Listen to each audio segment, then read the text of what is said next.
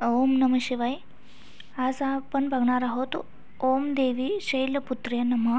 आदिशक्ती दुर्गेची पहिले रूप। आदिशक्ती शैलपुत्री देवी अस्त्र शस्त्र त्रिशूळ वाहन गोमाता। नवदुर्गेचे पहिले रूप शैलपुत्री या नावाने ओळखले जाते। ही नवदुर्गांपैकी पहिली दुर्गा आहे। पर्वतराज हिमालयाची मुलगी म्हणून जन्म घेतल्यामुळे तिला शैलपुत्री असे नाव पडले आहे। नवरात्राच्या पहिल्याच दिवशी तिची पूजा केली जाते आणि आराधना केली जाते। या पहिल्याच दिवशीच्या पूजेत संत महंत आपल्या मनाला मूलाधार चक्रात स्थिर करतात।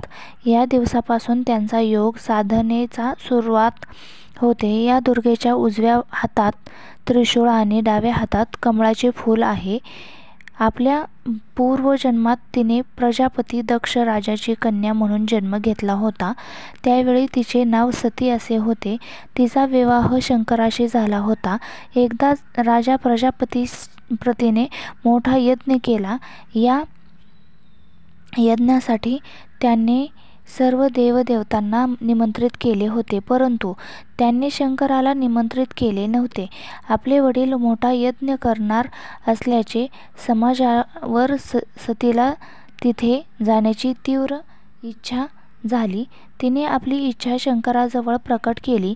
तेव्हा शंकराने तिला सांगितले की प्रजापती दक्ष काही कारणास्तव माझ्यावर नाराज आहेत। त्यांनी सर्व देवदेवतांना यज्ञासाठी बोलावलं आहे, परंतु मला मुद्दाम यज्ञाचे निमंत्रण दिले नाहीत।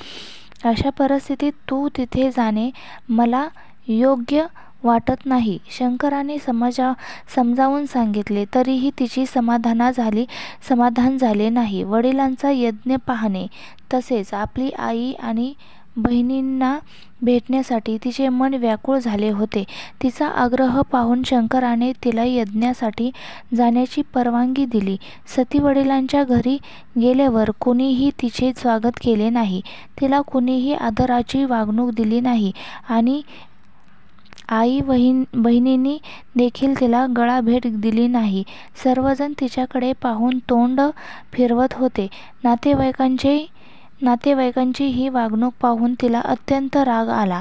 तिथे शंकराच्या प्रती तिरस्काराची भावना असल्याचे तिला दिसून आले। दक्षाने शंकराविषयी काही अपमानकारक शब्दही वापरले होते। हे सर्व पाहून ती रागाने संतप्त झाली आणि शंकरांना सांगितले तेच योग्य होते असे तिला वाटले। आपण इथे येऊन खूप मोठी चूक केली आहे याची जाणीव होऊन नवऱ्याचा अपमान सहन न झाल्याने तिने स्वतःला योगाग्नीत जाळून घेतले।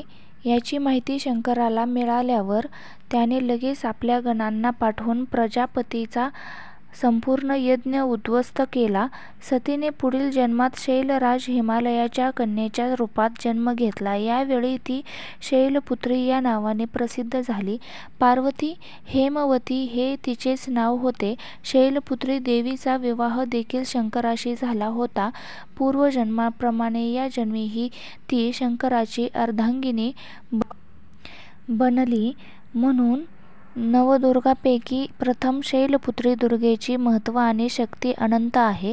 पहिला दिवस शैलपुत्री गायीचे तूप अर्पण केल्याने आरोग्य लाभ मिळतो।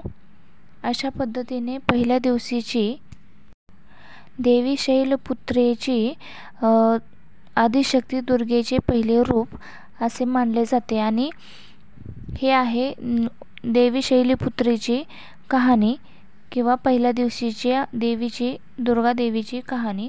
तर तुम्हाला कशी वाटली हे आम्हाला कमेंट करून सांगा। धन्यवाद।